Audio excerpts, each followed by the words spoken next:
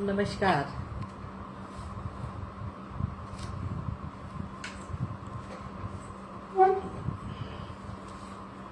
माँ अहिल्या की नगरी इंदौर से मैं सुषमा व्यास राजनिधि आप सभी का हार्दिक अभिनंदन करती हूँ। आप सबको वंदन करती हूँ। आप सभी का स्वागत करती हूँ। अगर मेरी आवाज़ आ रही हो तो प्लीज़ मुझे ज़रूर बता दें। आप सभी का पुनः इंदौरी चर्चा में हार्दिक हार्दिक स्वागत है। आज हम एक अलग विधा लेकर आ रहे हैं, कविता। और कविता के रचनाकार जो है वो है प्रसिद्ध कवि और प्रसिद्ध साहित्यकार हमारे शहर इंदौर के डॉक्टर रवींद्र नारायण पहलवान जी। तो आइए हम उनकी कविताओं से रूबरू होते हैं और उनकी कविताएं सुनते हैं। कविता बहुत खूबसूरत विधा है। अगर कोई आए इस पर तो मुझे कृपया बताएं और मुझे सूचित करें कि मेरी आवाज़ आ रही है। कृपया ज़रूर बताएं। कविता बहुत ही खूबसूरत विधा है और साहित्य की दुनिया में सर्वप्रथम कविता जो है वह आई थी धरती पर। वैसे तो अगर हम साहित्यिक दृष्टि से देखें तो प्राचीन काल से कविता जो है वो ऋषि मुनियों के द्वारा आती हुई हम तक पहुँची है। तुलसीदास, सूरदास और इस तरह के संत जो हैं जिन्होंने लिखा, और फिर छायावाद, प्रगतिवाद, रहस्यवाद इस तरह हमारे पास आई। परंतु अगर आध्यात्मिक दृष्टि से देखें तो कविता जो है वो ब्रह्मा जी के वेदों से निकली है। सर्वप्रथम ब्रह्मा जी ने 4 वेदों की रचना की। वेद में उन्होंने संगीत और नृत्य को जोड़ा और नृत्य के साथ उन्होंने फिर संगीत को जोड़ा। संगीत के बाद जो है उन्होंने काव्य की रचना की और वह सब उन्होंने भरत मुनि को सौंपा और भरत मुनि ने फिर वो पृथ्वी पर अपने शिष्यों के साथ वे लेकर आए और इस तरह नृत्य और संगीत के साथ कविता भी जो है यहाँ पर आई। तो इस तरह कविता हम तक पहुँची। कविता के कई मतलब हो सकते हैं। कविता के कई मतलब हो सकते हैं, पर कविता कभी मतलबी नहीं हो सकती। कविता के कई मतलब हो सकते हैं, परंतु कविता कभी मतलबी नहीं हो सकती। तो आइए आज हम कविता हमारे यहाँ के प्रसिद्ध जो रचनाकार हैं उनकी कविताओं से हम रूबरू होंगे। जम्मू कश्मीर मूल के हैं वे, जो हमारे यहाँ के ख्यात लेखक हैं, ख्यात साहित्यकार हैं, डॉक्टर रवींद्र नारायण पहलवान। उनके 2 काव्य संकलन मेरे पास है और उन दोनों ही काव्य संकलन से मैं आपको कविताएं पढ़कर सुनाऊंगी। पहला काव्य संकलन है वह कौन है, वह कौन है, और दूसरा काव्य संकलन है हाँ मैंने पुकारा, हाँ मैंने पुकारा। दोनों ही काव्य संकलन जो है वो दोनों ही काव्य संकलन विनायक प्रकाशन से प्रकाशित हुए हैं और इनका मूल्य है 275 रुपये। और यह इनके द्वितीय संस्करण भी इनका निकल चुका है, दोनों किताबों का। और दोनों में ही करीब करीब, एक में 128 कविताएं हैं और दूसरी में जो है 165 कविताएं हैं। बहुत छोटी छोटी कविताएं हैं जिनसे हम जो है रूबरू होंगे। इनकी कविताओं के बारे में राकेश शर्मा जी कहते हैं, इनकी कविताओं में जीवन के अनेक रंग मौजूद हैं। इन छोटी छोटी सी कविताओं में जीवन के अनेक मार्मिक पक्षों को छूने की ताकत है। तो यह जो है, मैं अब उनका एक छोटा सा परिचय दे देती हूँ, आदरणीय डॉक्टर रवींद्र नारायण पहलवान जी का। इनके जो पितृ थे, या कहना चाहिए पितामह, पंडित उपेंद्र नारायण पहलवान स्टेट फोटोग्राफर थे भोपाल स्टेट के, और इनके पिताश्री पंडित राजेंद्र नारायण पहलवान कृषि यांत्रिकी वैज्ञानिक रहे हैं। माताश्री श्रीमती राजरानी पहलवान संस्कृत, हिंदी, उर्दू, अंग्रेजी की विदुषी रही हैं। पत्नी श्रीमती निशा पहलवान, और इनका जन्म 25 सितंबर 1947 को नवाबगंज फैजाबाद उत्तर प्रदेश में हुआ था। ये मूल निवासी पहलगाम कश्मीर के हैं। इनकी पुस्तकें प्रकाशित हुई, अभिव्यक्ति काव्य संकलन, कल शाम काव्य संकलन, तुम्हारी खिड़की काव्य संकलन, ये मुमकिन नहीं है संस्मरण, हाँ मैंने पुकारा काव्य संकलन, डॉक्टर रविंद्र पहलवान यांत्रा कविता,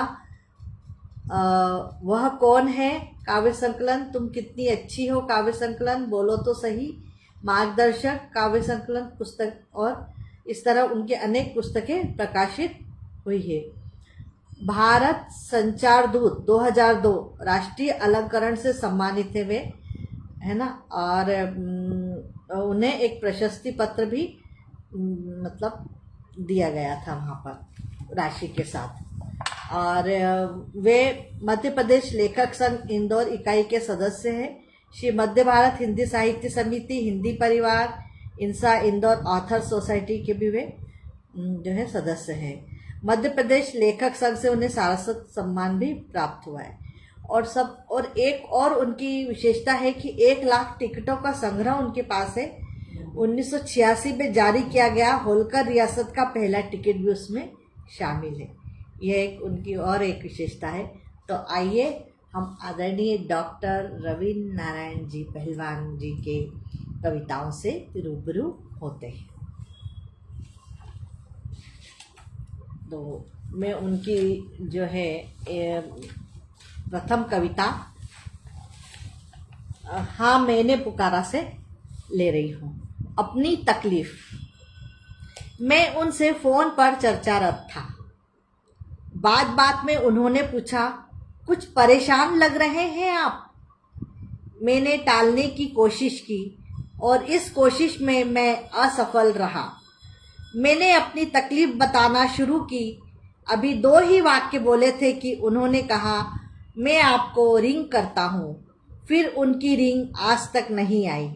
मैं अच्छी तरह से समझ गया हूँ, अपनी तकलीफ अपने को ही सहना है। अपनी तकलीफ अपने को ही सहना है। यह उनकी पहली कविता थी। उनकी कविताओं की विशेषता है कि वो छोटी छोटी सी 4-4 लाइनों में जो है अपनी कविता में जो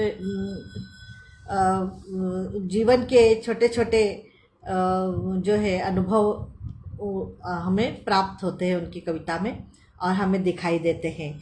उनकी भाषा सरल है, अपनी निचाट अभिधा में ही व्यंजित होती है। ये कविताएं पूरी जीवंतता के साथ हमें खींचती है। तो आइए हम अगली कविता की ओर बढ़ते हैं और उनकी अगली कविता है आजकल। आजकल 4-4 लाइन की छोटी छोटी कविताएं हैं और मैं वही आपको सुनाऊंगी। बहुत दिनों से मेरी खिड़की पर कोई चिड़िया नहीं आई। बहुत दिनों से मेरी खिड़की पर कोई चिड़िया नहीं आई। कहीं उन्हें मालूम तो नहीं हो गया कि इस घर में आजकल दाना देने वाला कोई नहीं है। कहीं उन्हें मालूम तो नहीं हो गया कि इस घर में आजकल दाना देने वाला कोई नहीं है। एक और कविता, इसलिए नहीं। उसका शीर्षक है इसलिए नहीं। कुछ लोग ट्रेन से उतर जाते हैं। कुछ लोग ट्रेन से उतर जाते हैं जिनका स्टेशन आ चुका है। कुछ लोग ट्रेन से उतरते नहीं हैं जिनका स्टेशन नहीं आया है। कुछ लोग ट्रेन से उतरते नहीं हैं जिनका स्टेशन नहीं आया है। कुछ लोग ट्रेन में चढ़ जाते हैं जिनकी ट्रेन आ गई है। कुछ लोग ट्रेन में चढ़ जाते हैं जिनकी ट्रेन आ गई है। कुछ लोग ट्रेन में चढ़ते नहीं हैं जिनकी ट्रेन नहीं आई है।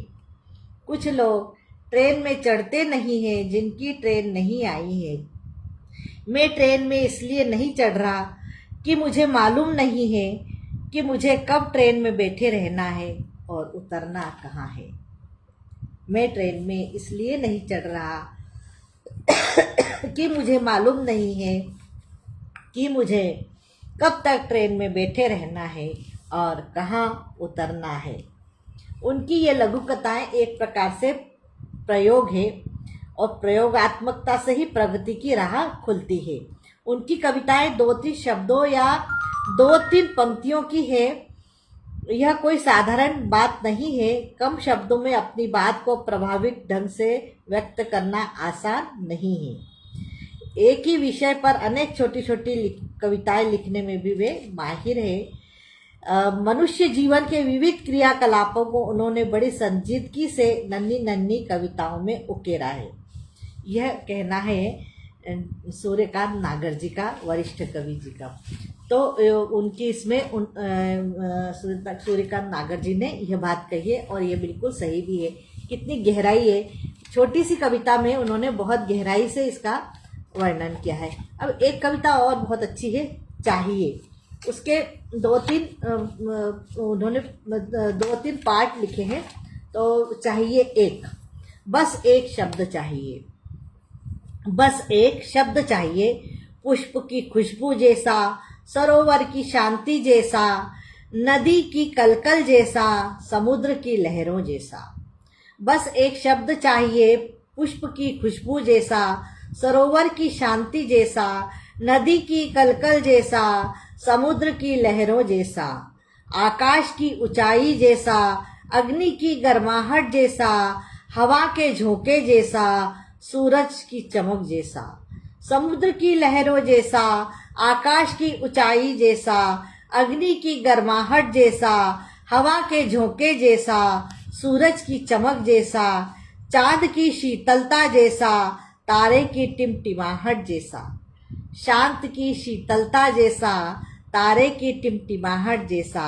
बस एक शब्द चाहिए, चिड़िया की चहचहाहट जैसा, गाय के रंभाने जैसा, घोड़े की शक्ति जैसा, मोर की सुंदरता जैसा।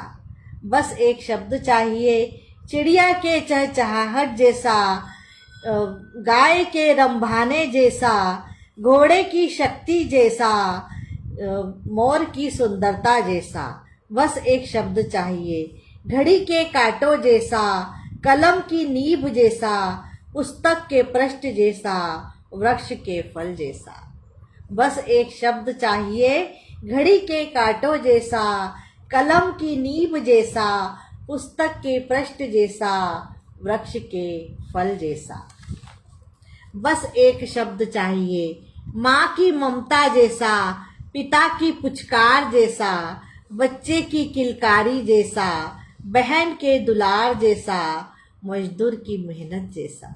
बस एक शब्द चाहिए, माँ की ममता जैसा, पिता की पुचकार जैसा, बच्चे की किलकारी जैसा, बहन के दुलार जैसा, मजदूर की मेहनत जैसा। बस एक शब्द चाहिए, तुम्हारी मीठी याद जैसा और तुम्हारी मौजूदगी के एहसास जैसा। तुम्हारी मीठी याद जैसा और तुम्हारी मौजूदगी के एहसास जैसा। बस एक शब्द चाहिए, बस एक शब्द चाहिए। अब चाहिए दो, दूसरा उसका वो है, मुझे 2 शब्द चाहिए जैसे संत के चरण। मुझे 2 शब्द चाहिए जैसे संत के चरण, जैसे मंदिर की घंटी की ध्वनि, जैसे विद्वान का ज्ञान, जैसे युवा की बाइक। मुझे 2 शब्द चाहिए जैसे मंदिर की घंटी की ध्वनि, जैसे विद्वान का ज्ञान, जैसे युवा की बाई, जैसे वीर की मूछे, जैसे संस्कृत के उच्चारण। जैसे वीर की मूछे, जैसे संस्कृत के उच्चारण, जैसे बच्ची की मुस्कुराहट, जैसे बच्चे का खिलौना। जैसे बच्ची की मुस्कुराहट, जैसे बच्चे का खिलौना, जैसे सुंदर स्त्री की बिंदी, जैसे तुम और मैं। जैसे सुंदर स्त्री की बिंदी, जैसे तुम और मैं। मुझे दो शब्द चाहिए, मुझे दो शब्द चाहिए।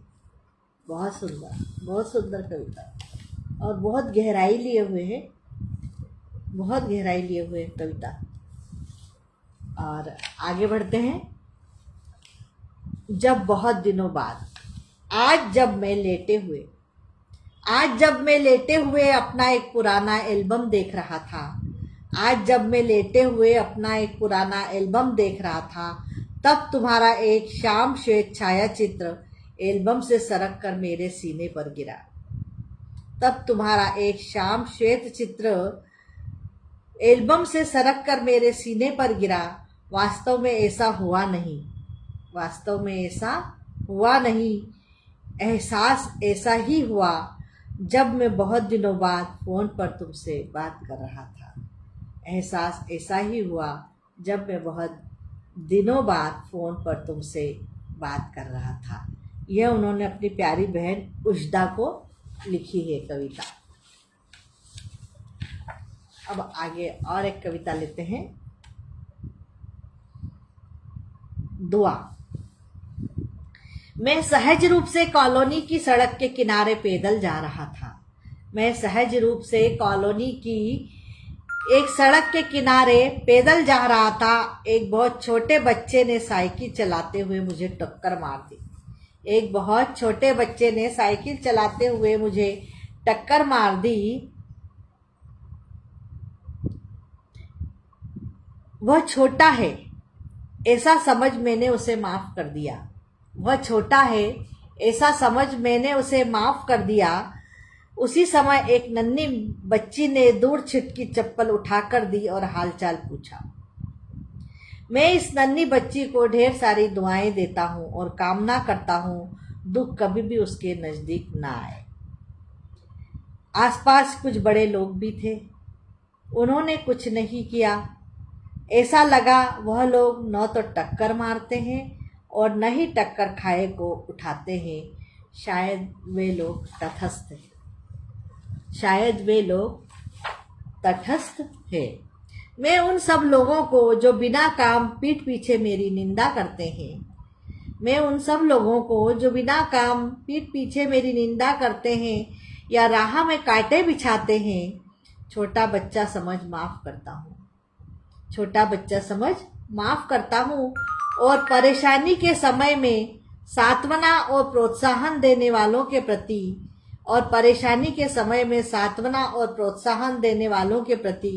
नन्ही बच्ची के लिए की गई दुआओं के समान दुआ करता हूँ। नन्ही बच्ची के लिए की गई दुआओं के समान दुआ करता हूँ। बहुत सुंदर कविता है और बहुत गहराई लिए हुए कविताएं हैं उनकी। और जीवन के जो हम अनुभूतियां हैं, हमारी छोटी छोटी अनुभूतियां हैं, उसको उन्होंने उकेरा है। हमारे जीवन के जो भाव हैं और हम जो जीवन में देखते हैं और दूसरे हमारे प्रति क्या भाव रखते हैं, उसको उन्होंने बड़ी ही सुंदरता से छोटे छोटे वाक्यों में वो किया है, हमारे सामने कविता के रूप में रखा है। देखिए, कविता, बड़ी कविता लिखना फिर भी आसान होता है, लेकिन 4 वाक्यों की कविता लिखना बहुत कठिन होता है, क्योंकि 4 वाक्यों में आप सारा सार समेटना चाहते हैं। कवि जो कहना चाहता है, मन में जो उसके मन में तो बहुत सारे उद्गार रहते हैं और वो उन उद्गारों को हमारे सामने प्रकट करना चाहता है, और वो 4 शब्दों में जब पूरी बात कह देता है तो ये बहुत बड़ी बात होती है। उनकी एक बहुत अच्छी कविता नन्नू जब बेंगलोर में था, नन्नू जो भी उनका रहा है, बेटा है या जो भी है या पोता है, तो बेंगलोर में था, उसके लिए उन्होंने लिखी है, टॉफ़ी की दुकान के सामने से जब भी मेरा निकलना होता है, टॉफ़ी की दुकान के सामने से जब भी मेरा निकलना होता है, दुकान मेरी ओर देखता है, दुकानदार मेरी ओर देखता है। टॉफ़ी की दुकान के सामने से जब भी मेरा निकलना होता है, दुकानदार मेरी ओर देखता है, यह सोचकर कि मैं कई दिनों से टॉफ़ी नहीं खरीद रहा, यह सोचकर कि मैं कई दिनों से टॉफ़ी नहीं खरीद रहा, मुझे वह करने दो जो दुकानदार चाहता है, मुझे वह करने दो जो दुकानदार चाहता है। बहुत सुंदर कविता है और इसको उन्होंने बड़े ही मतलब मार्मिक ढंग से हमारे सामने प्रस्तुत किया है। अब एक है बाकी है प्रौढ़ शिक्षा। प्रौढ़ शिक्षा का कमाल, रमुआ अब पढ़ना लिखना सीख गया है। प्रौढ़ शिक्षा का कमाल, रमुआ अब पढ़ना लिखना सीख गया है। अब वह वे किताबें पढ़ रहा है जो उसे तो क्या किसी को भी नहीं पढ़ना चाहिए। अब वह वे किताबें पढ़ रहा है जो उसे तो क्या किसी को भी नहीं पढ़ना चाहिए। वह नहीं सीख पाया है कि उसे क्या पढ़ना चाहिए। वह नहीं सीख पाया है कि उसे क्या पढ़ना चाहिए। जीन्स की पैंट चढ़ा मोटर बाइक पर चढ़, मैं किसी छेला सा कम नहीं लगता। जीन्स की पैंट चढ़ा मोटर बाइक पर चढ़, मैं किसी छेला से कम नहीं लगता। और पॉकेट में मोबाइल फ़ोन भी है, और पॉकेट में मोबाइल फ़ोन भी है। बस मुझे सीखना बाकी है, बस मुझे सीखना बाकी है, किससे कैसे और क्या बात की जाए। किससे कैसे और क्या बात की जाए। बहुत बढ़िया कविता है, बहुत सुंदर कविता है। एक सेवानिवृत्ति पे भी बहुत अच्छी कविता है। अभी कुछ दिन पहले कार्यालय में कार्य करते हुए मेरे एक वरिष्ठ सहयोगी ने मुझसे कहा, अभी कुछ दिन पहले कार्यालय में कार्य करते हुए मेरे वरिष्ठ सहयोगी ने मुझसे कहा, आप भी कैसी बच्चों जैसी बातें करते हैं, आप भी कैसी बच्चों जैसी बातें करते हैं। मुझे लगा कम से कम एक बच्चा मेरे अंदर है जरूर, कम से कम एक बच्चा मेरे अंदर है जरूर। कल शाम की ही बात है, एक दुकान पर मैं शर्ट पसंद कर रहा था कि मेरी पत्नी ने कहा, अपने बेटे के लिए ले रहे हो ना। मेरी पत्नी ने कहा, अपने बेटे के लिए ले रहे हो ना। मैंने कहा, नहीं मैं खुद के लिए ले रहा हूँ, नहीं मैं खुद के लिए ले रहा हूँ। पत्नी बोली, तब तो यही ठीक है, तब तो यही ठीक है। इसे पहनकर तुम 25 के लगोगे, इसे पहनकर तुम 25 के लगोगे। मुझे लगा कम से कम एक युवा मेरे अंदर है जरूर, कम से कम एक युवा मेरे अंदर है जरूर। और तुम मुझे आज सेवानिवृत्त कर रहे हो, और तुम मुझे आज सेवा निवृत्त कर रहे हो। बहुत सुंदर भाव है इसमें कि मुझे बच्चा कहा जा रहा है, लेकिन मुझे सेवानिवृत्त भी किया जा रहा है। तो बहुत अच्छी कविता है ये। निरुपमा त्रिवेदी जी मुझे देख रही, मधुबाला जी भी हैं। मेरी आवाज़ आ रही है या नहीं मुझे अभी तक नहीं पता चला है। मधुबाला जी, क्या आप मुझे बता सकती हैं कि मेरी आवाज़ आ रही है? निरुपमा जी, मधुबाला जी, आप में से कोई बता दें मुझे कि मेरी आवाज़ आ रही है, तो मुझे समझ में आएगा कि मैं बोल तो रही हूँ परंतु मुझे समझ में नहीं आ रहा कि मेरी आवाज़ भी वहाँ तक पहुँच रही है या नहीं।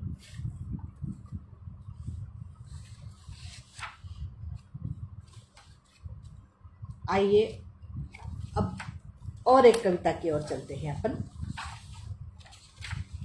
अभी भी दीवार अभी भी है, छत भी है। दीवार अभी भी है, छत भी है। खिड़की दरवाजे रोशनदान सीढ़ी सभी कुछ तो है। खिड़की दरवाजे रोशनदान सीढ़ी सभी कुछ तो है। कभी ये घर हुआ करता था, कभी ये घर हुआ करता था, आज केवल मकान है। आज केवल मकान है।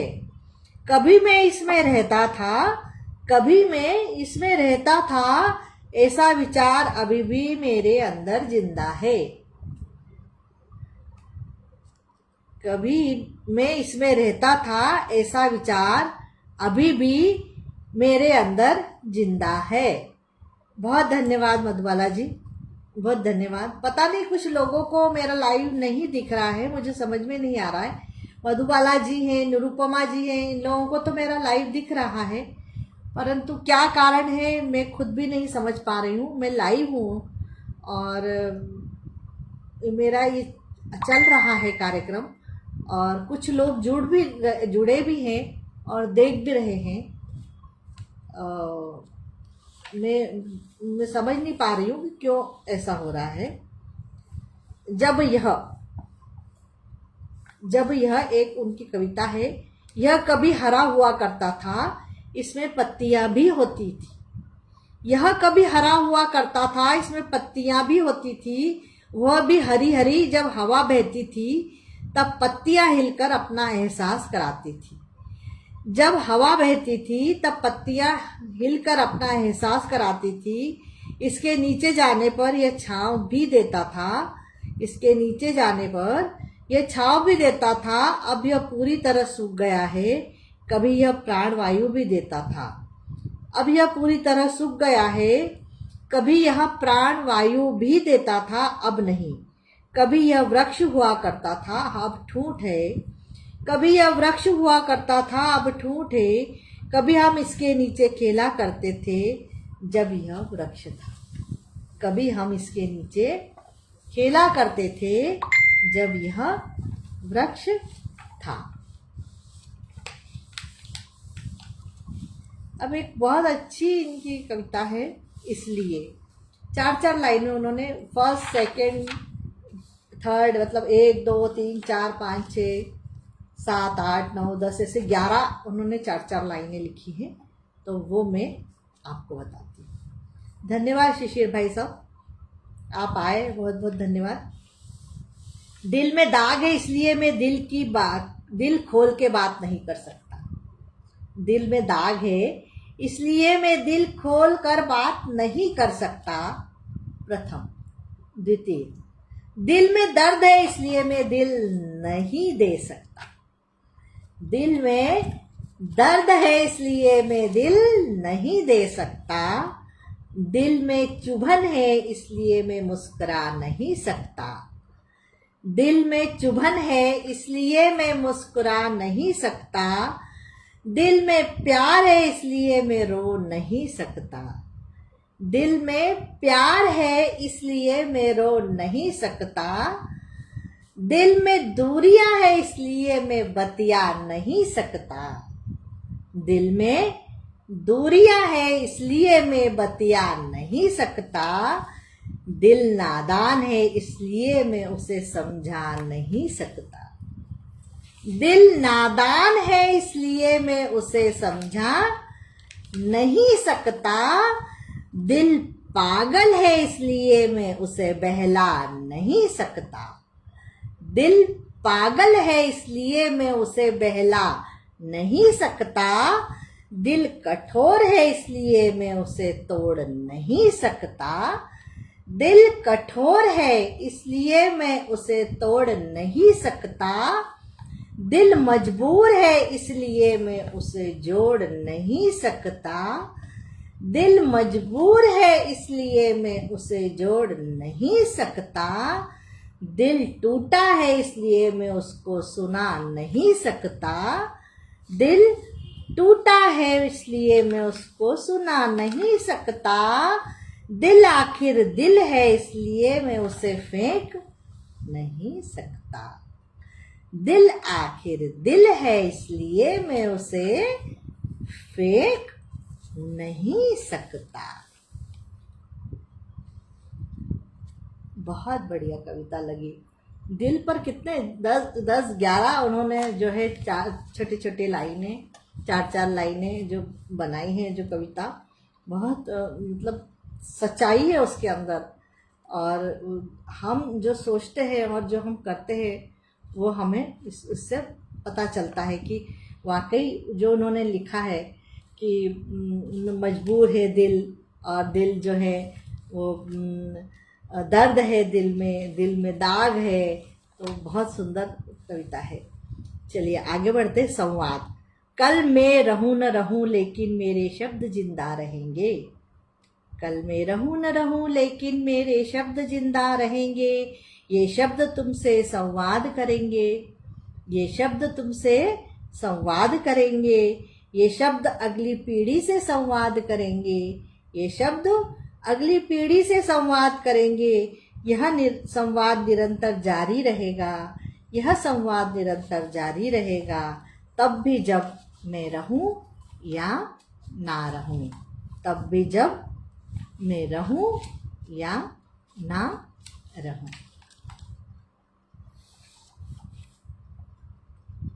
उनकी और एक बहुत अच्छी कविता है आज। आज जिनके हाथों में होना चाहिए खिलौने, उनके हाथों में है झाड़ू पोछा। आज जिनके हाथों में होना चाहिए खिलौने, उनके हाथों में है झाड़ू पोछा। आज जिनके हाथों में होना चाहिए गुब्बारे, उनके हाथों में है झूठे कपड़े। आज जिनके हाथों में होना चाहिए गुब्बारे, उनके हाथों में है झूठे कप प्लेट। आज जिन हाथों में होना चाहिए पतंग और डोर, वह हाथ सेक रहे हैं तंदूर में रोटियां। आज जिन हाथों में होना चाहिए पतंग और डोर, वह हाथ सेक रहे हैं तंदूर में रोटियां। आज जिनको होना चाहिए स्कूल में, आज जिनको होना चाहिए स्कूल में, वह स्कूल भवन बनाने के लिए ढो रहे हैं ईंट। आज जिनको होना चाहिए स्कूल में, वह स्कूल भवन बनाने के लिए ढो रहे हैं ईंट।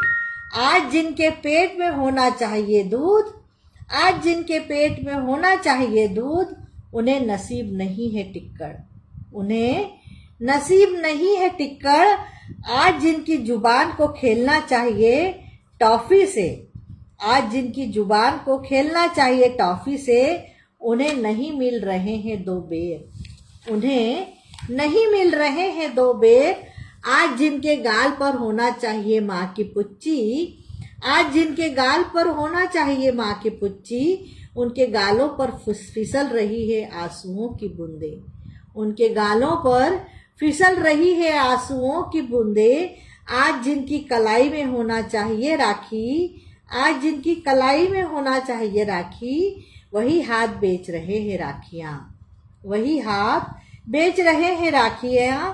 आज जिनका बदन पर होना चाहिए स्कूल यूनिफॉर्म, आज जिनके बदन पर होना चाहिए स्कूल यूनिफॉर्म, उनके बदन पर है फटी बनियान। उनके बदन पर है फटी बनियान।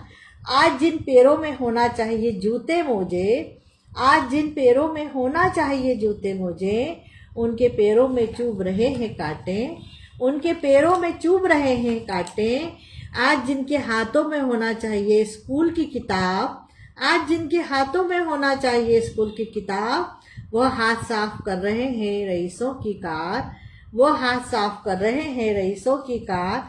आज जिनके सर पर होना चाहिए माँ का हाथ, आज जिनके सर पर होना चाहिए माँ का हाथ, उनके बालों को नसीब नहीं है तेल और कंघी। आज जिनके हाथों में होना चाहिए कलम, आज जिनके हाथों में होना चाहिए कलम, वह खेल रहे हैं गुलेल और कंचों से। वह खेल रहे हैं गुलेल और कंचों से। आज जिनको सोना चाहिए माँ के सीने से चिपक कर, आज जिनको सोना चाहिए माँ के सीने से चिपक कर, वह सो रहा है सीने से चिपका कर कुत्ते के पिल्ले। वह सो रहा है सीने से चिपका कर कुत्ते के पिल्ले। बहुत ही मार्मिक कविता है ये, बहुत मार्मिक है। और वाकई में मतलब अगर हम पढ़ते हैं इसको तो हमें लगता है कि वाकई बच्चों की जो स्थितियां हैं, जो आहार जिनके माँ बाप नहीं है, जो लावारिस है, उनकी उनके मर्म को, उनकी पीड़ा को उन्होंने बहुत अच्छे तरीके से हमारे सामने रखा है कि हम खुद भी जो है बहुत वो हो जाते हैं, मार्मिक, हम भी दुखी हो जाते हैं। यह एक, इस दुनिया में मुझसे जितने भी लोग नाराज़ हैं उनकी खुशियों के लिए, इस दुनिया में मुझसे जितने भी लोग नाराज़ हैं उनकी खुशियों के लिए इस दीपावली में यह एक दीप जलाता हूँ।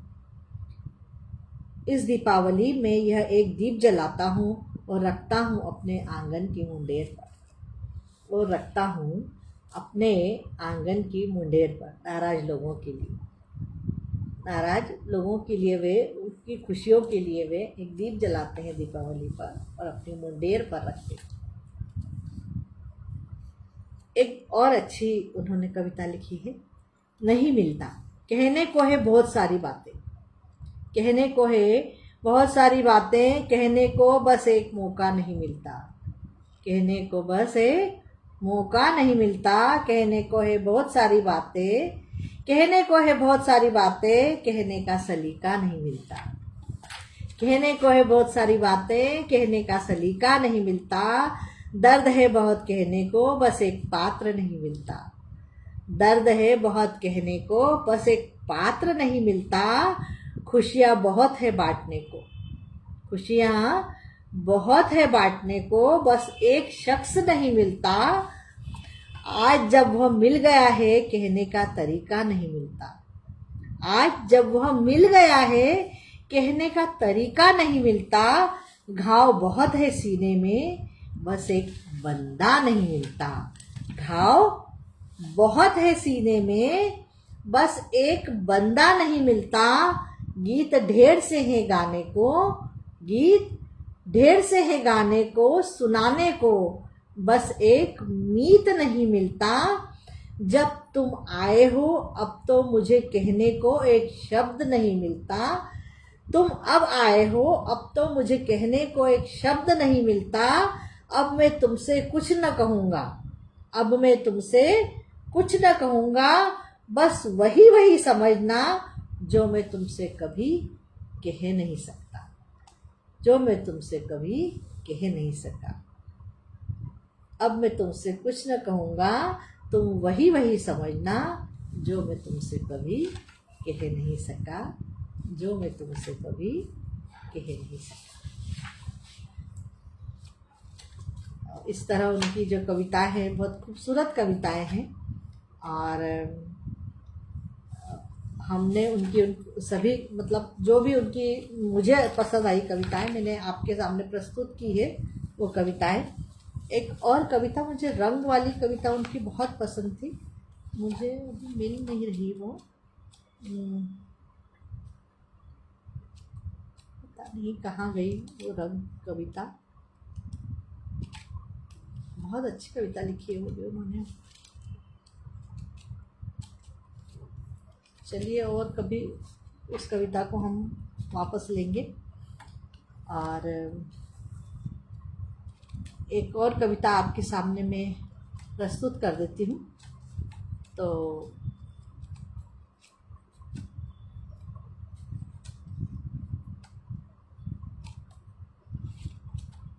कविता है, वह और उनका धन। उनके पास ऐब कुछ ज़्यादा ही है और उनके सभी ऐब को छुपा लेता उनका धन। उनके पास ऐब कुछ ज़्यादा ही है और उनके सभी ऐब को छुपा लेता उनका धन। वह और उनका धन, उनके पास धन के अलावा कुछ नहीं है और वह इसी धन की बदौलत खरीद लेते हैं सब कुछ सिर्फ समझदारी के अलावा। खरीद लेते हैं सब कुछ सिर्फ समझदारी के अलावा। वह कुछ भी नहीं है परंतु वह सब कुछ बन जाते हैं धन के बल पर, सिर्फ बुद्धिमान के सिवा। सिर्फ बुद्धिमान के सिवा ईश्वर ने उन्हें कुछ भी नहीं दिया सिर्फ धन के सिवा। ईश्वर ने उन्हें कुछ भी नहीं दिया सिर्फ धन के सिवा। वह कुछ नहीं बोलते, बोलता है उनका धन। वह कुछ नहीं बोलते, बोलता है उनका धन। यह उनकी समझ है कि धन से सब कुछ खरीदा जा सकता है। यह उनकी समझ है कि धन से सब कुछ खरीदा जा सकता। तो इस तरह हमने उनकी सभी कविताएं, जो उनके 2 कविता संग्रह में से कविताएं पढ़ी, और जो है उनकी कविताओं के लिए किसले पंचोली जी कहती हैं कि वे झरोकों से भरी है, खुली खुली और हवादार, कहीं से भी झांककर उनके भीतर देखा जा सकता है। जैसे गांव के कच्चे घरों में गोखड़ रखे जाते हैं, जिनसे होकर हवा, बारिश और धूप की खुशबू बहुत भीतर तक चली आती है, ऐसी उनकी कविताएं हैं। उनकी छोटी छोटी कविताएं हमें जीवन से अलग रहने ही नहीं देती। कुल मिलाकर सरल भाषा की कविताएं पूरी जीवंतता के साथ हमें खींचती हैं। तो इस तरह आज हमने हमारे इंदौर के ही नहीं बल्कि मध्य प्रदेश के ही नहीं बल्कि देश के प्रतिष्ठित लेखक और वो जम्मू कश्मीर मूल के हैं, और डॉक्टर रवींद्र नारायण पहलवान जी की कविताओं की रचनाओं को पढ़ा, सुना। आशा करती हूँ कि आपको ये बहुत पसंद आई होगी। बिल्कुल अलग तरह की कविताएं हैं। जो 4-4 लाइन में उन्होंने जो कविताओं के मर्म को और हमारे मन की पीड़ा को या हमारे आसपास की संवेदनाओं को उकेरा है, वो अद्भुत है। तो हमने उनकी कविताओं का पाठ किया और आगे हम जो है अब अगले शनिवार पुनः मैं आऊँगी। मैं वैसे एक शनिवार छोड़कर आती हूँ, परंतु इस 2 शनिवार में बाहर थी, इसलिए अब मैं हर शनिवार अभी 3-4 शनिवार आऊँगी और सभी मतलब जो भी रचनाकारों की मेरे पास किताबें हैं उनसे मैं आपको उनकी रचनाओं से रूबरू कराऊँगी। अगले रचनाकार जो रहेंगे उनकी भी हम कविता संग्रह लेंगे, लघु कथाएँ लेंगे, कहानी लेंगे।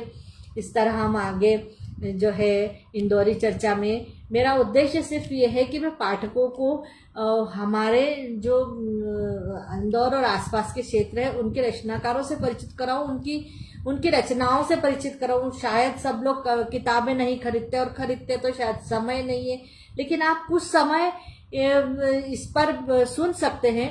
लाइव रहता है, इसके बाद में जो है इसे फेसबुक पर भी पोस्ट करती हूँ और आप उसको बाद में भी सुन सकते हैं, और इसके बाद में मेरे YouTube चैनल पर भी आप इसे सुन सकते हैं, जहाँ यह हमेशा रहता है। तो आप इस तरह हमारे यहाँ के रचनाकारों को सुन सकते हैं। और इंदौर ही नहीं, इंदौर के आसपास उज्जैन, देवास और बड़वा, सनावत, खरगोन, खंडवा, भोपाल, सब जगह के रचनाकारों को मैं इसमें शामिल करूंगी। अगर आप चाहते हैं कि आपकी रचनाएं भी मैं पढूं, आप तो मुझे आप अपनी किताब आपका संग्रह दे सकते हैं और मैं ज़रूर यहाँ पर उसे पढ़ूंगी। देखिए, मेरा तो समय लगता है, तो मैं चाहती हूँ कि सभी इसे सुने, जितने भी जो पाठक वर्ग है, साहित्य प्रेमी है, वो सुने, लेखक भी सुने, क्योंकि हम अपनी रचनाएं तो चाहते हैं कि सब पढ़े, लेकिन हम किसी की रचनाएं पढ़ना नहीं चाहते। तो यह नहीं होना चाहिए। तो कृपया हम जो है सबकी रचनाएं पढ़ें और सबकी सुने। तो मेरा यही उद्देश्य है कि मैं यहाँ पर सबकी रचनाएं पढूं। तो आज हमने आदरणीय डॉक्टर रवींद्र नारायण पहलवान जी की रचनाओं को सुना, पढ़ा मैंने, और निश्चित रूप से आप लोगों को पसंद आई होगी। और कुछ अगर आपका छूट गया है उसमें से भाग, तो मेरे फेसबुक पेज पर तो रहेगा ही, बाकी सब दूर भी मैं पोस्ट करूँगी इसे, और साथ ही मेरे यूट्यूब चैनल पर भी ये रहेगा, तो आप उसे भी देख सकते हैं। तो आज के लिए बस इतना ही। इंदौरी चर्चा में से हम आज विदा लेते हैं, और आप सबका बहुत बहुत धन्यवाद। शुभ रात्रि। बहुत बहुत धन्यवाद। पुनः मिलते हैं इंदौरी चर्चा में। बहुत बहुत धन्यवाद।